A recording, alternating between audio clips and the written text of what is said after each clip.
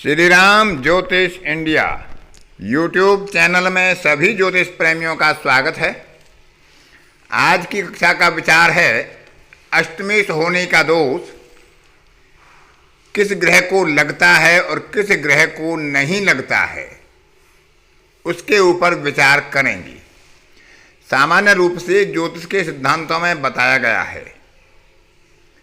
कि सूर्य और चंद्रमा को अष्टमेश का दोष नहीं लगता, क्योंकि वह एक एक राशि के ही स्वामी होते हैं। अन्य ग्रह दो दो राशियों के स्वामी होते हैं, उन्हें अष्टमेश का दोष लगता है। और यह स्वाभाविक है कि अष्टम भाव त्रिक भाव है। 6, 8, 12 ये 3 भाव त्रिक भाव होते हैं और इनमें जब कोई ग्रह विराजमान होता है तो उसकी स्थिति को कमजोर माना जाता है और ये ग्रह जिन भावों में विराजमान होते हैं उन भावों के फलों में कमी करते हैं, ऐसा स्वाभाविक सिद्धांत है।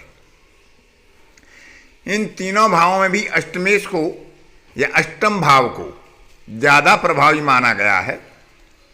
क्योंकि यह लग्न से भी त्रिक होता है और भाग्य से भी त्रिक भाव होता है। भाग्य स्थान से 12वां भाव होता है, स्वाभाविक रूप से भाग्य के लिए हानिकारक होता है। और क्योंकि मृत्यु स्थान होता है, बाधा का स्थान होता है, अन्य कारकत्व इसके कुछ अच्छे भी होते हैं, लेकिन मुख्य रूप से क्योंकि इसे आयु का स्थान या मृत्यु का स्थान माना गया है और इसलिए अशुभ भाव से माना गया है।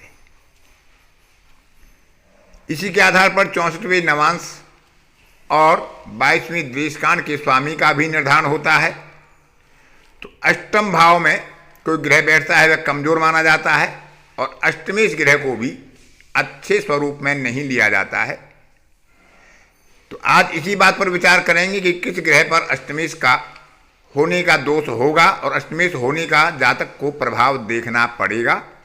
और किस ग्रह के अष्टमेश होने पर भी जातक को अशुभ प्रभाव नहीं होंगे या उसके अष्टमेश होने की दोष का शमन हो जाएगा। सूर्य और चंद्रमा क्योंकि एक एक राशि के स्वामी होते हैं, इसलिए ज्योतिषकारों के मतानुसार उन्हें अष्टमेश का दोष नहीं लगता है, ऐसा माना जाता है। कुछ ज्योतिषकारों के मतानुसार क्योंकि लग्नेश भी एक पवित्र ग्रह होता है, भले वह पाप ग्रह हो शुभ ग्रह हो, और क्योंकि लग्न, चंद्र लग्न और सूर्य लग्न ये तीनों ग्रह प्रभावी होते हैं, तो लग्नेश को भी अष्टमेश का दोष नहीं माना जाता है, क्योंकि वह लग्नेश है और स्वयं जातक के शरीर का मुख्य कारक है। तो ऐसी स्थिति में शुक्र और मंगल दो ग्रह आते हैं कि यदि मेष लग्न होती है तो मंगल अष्टमेश भी होता है और इसी प्रकार तुला लग्न होती है तो शुक्र अष्टमेश भी होता है, तो उन्हें भी अष्टमेश का दोष का शमन लग्नेश के आधिपत्य के कारण हो जाता है। कुछ वर्तमान शोधकारों के अनुसार लग्न या किसी केंद्र का स्वामी, क्योंकि ये चारों भाव शुभ भाव माने गए हैं, यदि उसकी उच्च राशि अष्टम भाव में पड़ती है तो उसे भी अष्टमेश का दोष नहीं माना जाता है, उसका भी अष्टमेश के दोष का शमन माना जाता है। जैसे धनु लग्न में गुरु की उच्च राशि स्वयं अष्टम भाव में पड़ती है तो वहाँ पर चंद्रमा को अष्टमेश का दोष नहीं माना गया है और चंद्रमा को वैसे भी एक राशि का स्वामी होने पर अष्टमेश का दोष नहीं माना गया है। लेकिन यदि यही अष्टमेश विपत तारा में हो, प्रतरी तारा में हो, वध तारा में हो, तो सारे सिद्धांत एक तरफ होने के बाद उसे अष्टमेश का दोष लगेगा, वह अष्टमेश का प्रभाव अपना अवश्य ही दिखलाएगा। यदि वही अष्टम भाव या अष्टमेश स्वयं पाप कर्त्री हो, राहु केतु के अक्ष पर हो, पाप ग्रहों की प्रबल दृष्टि में या प्रबल युति में बैठा हो, तो भी उसका अष्टमेश का दोष प्रभावी हो जाता है। उसके अष्टमेश होने के दोष का शमन नहीं होता, भले ही वह लग्नेश होकर अष्टमेश हो, भले ही वह सूर्य और चंद्रमा होकर अष्टमेश हो, या भले ही वह लग्नेश की उच्च राशि का स्वामी होकर अष्टमेश हो, तभी उसे अष्टमेश का दोष लगेगा और वह अपने अष्टम भाव का स्वामी होने का प्रभाव जातक को अपनी दशा, अंतर्दशा या प्रत्यंतर दशा में या अशुभ गोचर काल में अवश्य ही दिखलाएगा। इसके अतिरिक्त यदि अष्टमेश केंद्र का स्वामी भी हो और वह पाप ग्रह हो तो उसका अष्टमेश होने का दोष कुछ बढ़ जाता है, क्योंकि पाप ग्रह होगा तो वह अपना पाप प्रभाव छोड़ देगा, लेकिन अष्टम का स्वामी होने पर उसके पाप प्रभाव में पुनः वृद्धि हो जाएगी। इसी प्रकार शुभ ग्रह भी यदि अष्टम का स्वामी हो और केंद्र का स्वामी हो तो अभी उसके प्रभाव में वृद्धि हो जाएगी, क्योंकि वह अपनी शुभता त्याग देगा। इसके अलावा यदि अष्टम भाव का स्वामी अष्टम भाव में ही बैठा हो तो फिर उसे अष्टमेश का दोष नहीं माना जा सकता, क्योंकि कोई भी ग्रह अच्छा हो या बुरा हो अपने भाव की हानि नहीं करता यदि वह अपने भाव में विराजमान होता है या अपने भाव को देखता है। तो यदि अष्टम का स्वामी अपने भाव को देखता हो या अपने भाव में बैठा हो तो अभी उसके अष्टमेश का दोष कम हो जाता है,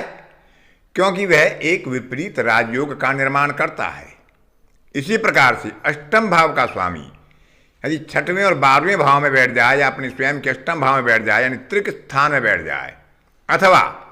अपने भाव से त्रिक स्थान में बैठ जाए, यानी अपने से 12वां भाव सप्तम होता है उसका, अपने से 6वां भाव लग्न होता है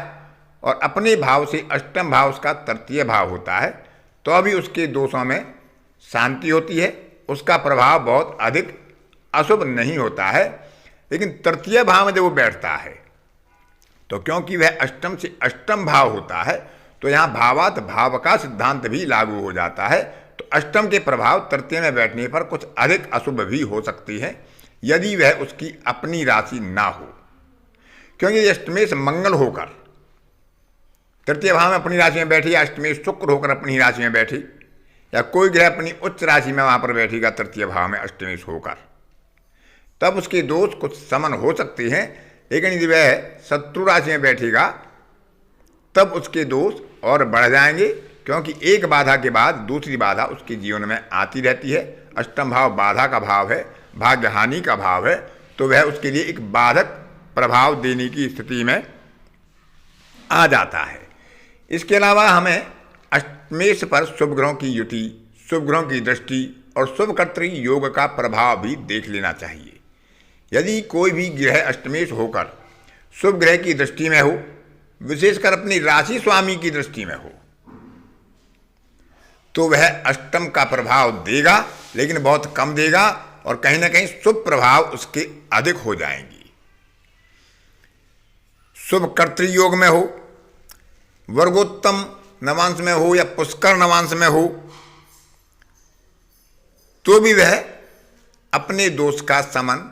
कर लेता है, क्योंकि वर्गोत्तम नवांश होना, पुष्कर नवांश होना भी एक ग्रह की शुभता की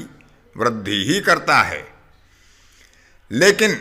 सारे प्रभाव होने के बाद भी अष्टमेश का दोष कहीं ना कहीं थोड़ा या अधिक जातक को अशुभ दशा के प्रभाव में देखना पड़ता है। उदाहरण के लिए आप श्रीमती इंदिरा गांधी की कुंडली देख सकते हैं, वहाँ अष्टमेश शनि है,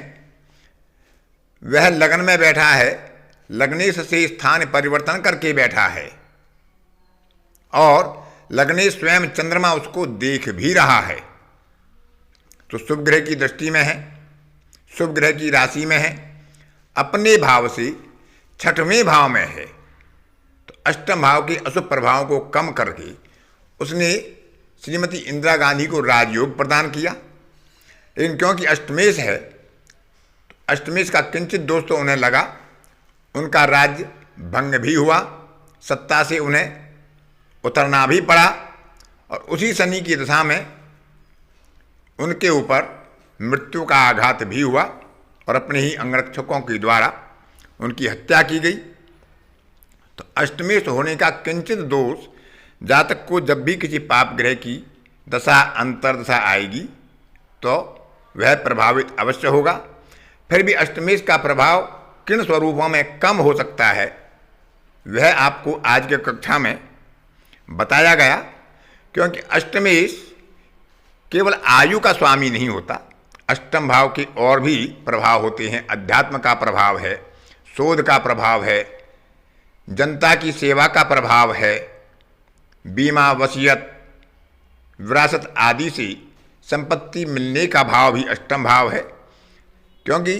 उससे सप्तम भाव धन भाव होता है और धन भाव से विपरीत भाव निधन भाव होता है। तो धन के जो सप्तम भाव होता है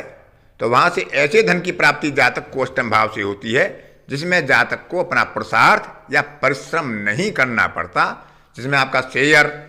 सट्टा, जुआ, उत्कोच, रिश्वत आदि के द्वारा जो आय प्राप्त होती है वह भी अष्टम भाव से ही देखी जाती है। गुप्त कोष का या गुप्त खजाने का रहस्यमयी तरीकों से मिल जाना वह भी अष्टम भाव से ही देखा जाता है। तो अष्टम भाव के शुभ और अशुभ प्रभाव का और अष्टमेश होने के दोष का आप सामान्य रूप से विचार कर सकते हैं कि उसका प्रभाव कब अशुभ हो सकता है या कब शुभ हो सकता है। लेकिन अष्टमेश होने की दोष जातक को कहीं ना कहीं अष्टमेश अपना प्रभाव उसे अशुभ रूप में अवश्य ही दिखाता है। आज की कक्षा में इतना ही। अन्य किसी कक्षा में फिर किसी नए विषय के साथ आपसे मुलाकात होगी। तब तक के लिए अपनी वाणी को विराम देता हूँ। धन्यवाद।